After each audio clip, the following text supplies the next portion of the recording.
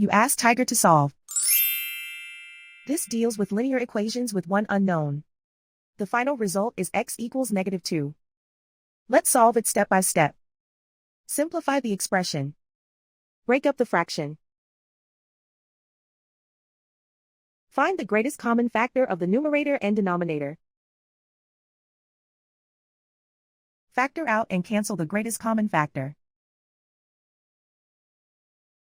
Group all constants on the right side of the equation. Subtract 6 from both sides.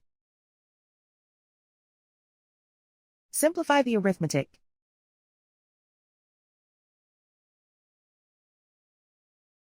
Isolate the x. Multiply both sides by 2. Group like terms. Multiply the coefficients. Simplify the fraction.